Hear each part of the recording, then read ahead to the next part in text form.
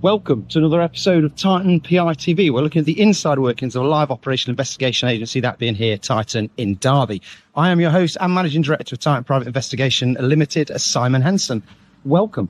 If you prefer to listen to podcasts, you can download Titan PI TV podcast wherever you download your podcasts. So in this short episode, we're going to be discussing how would you impose surveillance on a surveillance-aware subject? And what we mean by that is someone who may have had training in surveillance, or it could be someone who's expecting to be surveillance, so someone who's got a heightened awareness.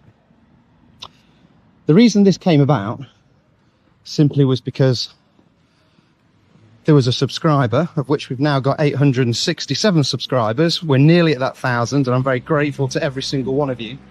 But one of our subscribers asked the question after they watched the basic principles of foot surveillance video and asked if we could cover how we would, in our opinion, follow someone who is surveillance aware. So there is 7 points. First point is intel and information. So intelligence and information. You've got to get as much information about your subject as possible. So why are they surveillance aware? Is it because they've had training? Is it because they've been followed before and there's been a compromise? Is it because they're just a person that's had a certain background and it is something that they do out of routine and cause? We want to know information such as who they're going to meet, how they're going to travel. Obviously, it's a foot surveillance job. So we know that during this deployment, it's going to be foot surveillance, but we need to know if they use public transport, so we're aware of taxis, etc.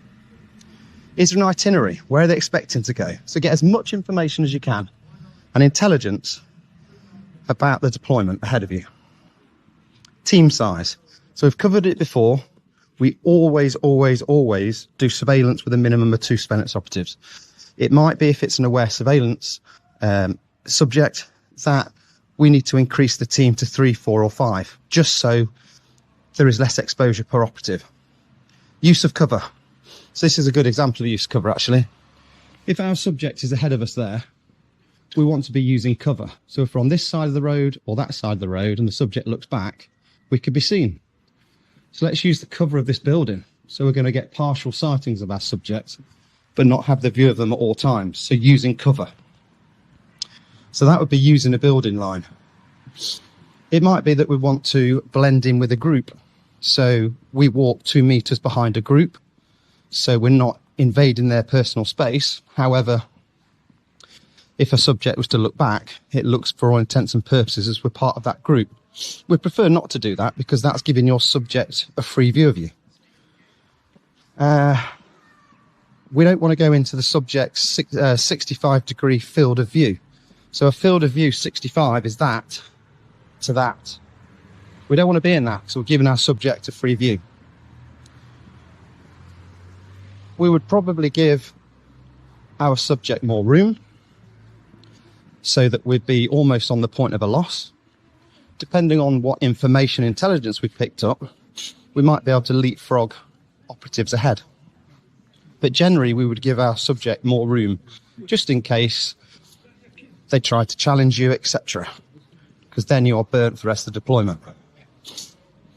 Use of props and changes. So it might be that we would have a bag with us which has got other clothes in, so that if we are seen by our subject, we're able to get changed and change our appearance so we look like a different person. One thing that surveillance operatives don't do is change their shoes. So if I was ever being followed, I'll be looking at shoes. We might start bringing limitations in. So we might say to the team, no close control. So if our subject goes into a shop, for example, we would usually put Vino on, which is a visual on the doors, cover the near side, the offside, and someone would enter. Not in that order. But we might say that we're going to take the risk of losing certain evidence by not putting anybody in close control, so not entering a shop. If our subject goes to a gym, not entering the gym. But it might be, so I've just mentioned plotting, stop and plot and Vino. It might be that we put a limitation on saying that if our subject does go into a premises, one, we don't enter, but two, we put a wider plot on. So what I mean by that is we're further out than we would usually be. So if our subject went left out of a property, we would usually pick the subject up as soon as possible so the team can all come through and not break that box, that sterile box around the subject. But it might be that we go further out because the subject might know what he's looking for or she's looking for. And that would be, in my eyes, 7 ways of how we can deal with it. You as surveillance operatives who are subscribers or just members of the public might have ideas on how you would do it. And I'd be really interested to hear on how other people would do it differently.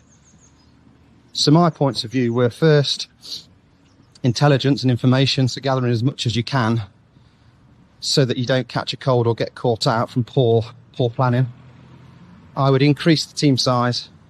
I would use cover a lot more. We discussed building lines there, but that could be any type of cover. It could be people.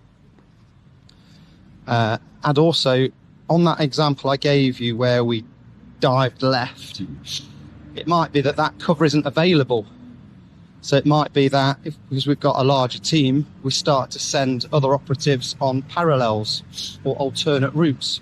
So we're not actually behind the subject, but we've got subject control of the subject up to a T-junction, but we've got someone ahead at that T-junction without having to walk the route the subject's walked.